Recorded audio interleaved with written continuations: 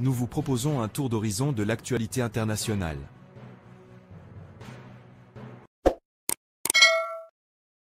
Le monde de la diplomatie internationale a été secoué par une déclaration récente du nouveau secrétaire d'État américain, Marco Rubio, qui a exprimé sa décision de ne pas participer au sommet du G20 prévu à Johannesburg entre 20 et 21 février. Cette décision n'est pas seulement une absence notable sur le plan diplomatique, mais elle porte avec elle une charge politique et idéologique significative, pointant directement vers des griefs contre l'Afrique du Sud. Dans une série de posts sur X, l'ancienne plateforme Twitter, Rubio a vivement critiqué l'Afrique du Sud pour ce qu'il considère comme des politiques anti-américaines.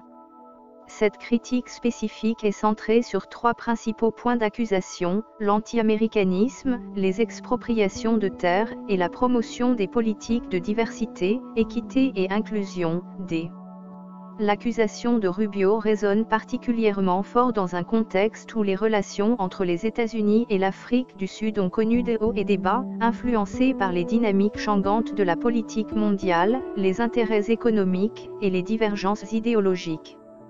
Le cœur de l'argument de Rubio repose sur l'expropriation des terres.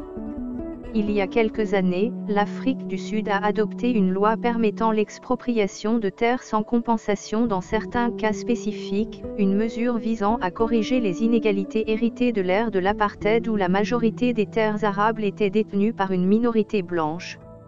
Rubio, en écho à Donald Trump qui a également pointé du doigt cette politique en février 2025, voit cela comme une attaque contre la propriété privée, un principe fondamental du capitalisme et des droits individuels tels que défendus par les États-Unis. La promotion des politiques par l'Afrique du Sud est une autre pierre d'achoppement pour Rubio.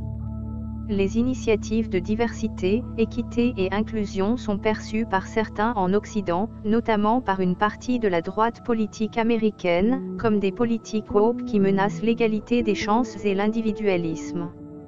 Rubio a accusé l'Afrique du Sud d'utiliser la plateforme du G20 pour promouvoir ses idées, ce qu'il considère comme un gaspillage de l'argent des contribuants américains et une forme de coddling de l'anti-américanisme.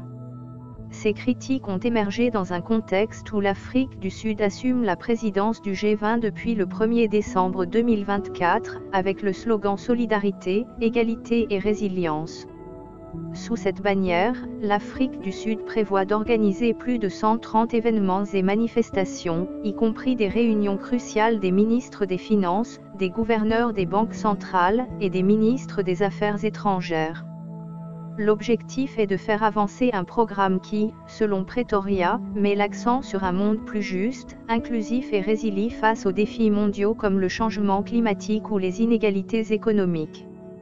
Le président sud-africain, Cyril Ramaphosa, a réagi à ces critiques en défendant sa politique de réforme agraire, soulignant que l'Afrique du Sud n'est pas seule à avoir des lois sur l'expropriation, citant les États-Unis et leur propre utilisation du domaine éminent comme exemple.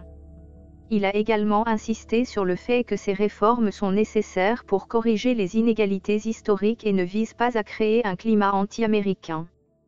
La décision de Rubio de boycotter le G20 de Johannesburg pourrait avoir des répercussions significatives.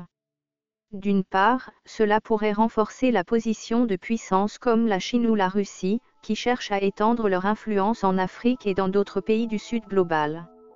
D'autre part, cela souligne une division croissante dans les politiques globales, où les initiatives pour une meilleure distribution des ressources et une plus grande inclusion sociale sont vues par certains comme une menace à l'ordre économique mondial établi. En conclusion, le boycott de Rubio du G20 de Johannesburg est plus qu'une simple absence diplomatique, c'est un signal clair d'un désalignement idéologique et politique entre les États-Unis et l'Afrique du Sud, avec des implications qui pourraient influencer la diplomatie, l'économie mondiale et les relations internationales dans les années à venir.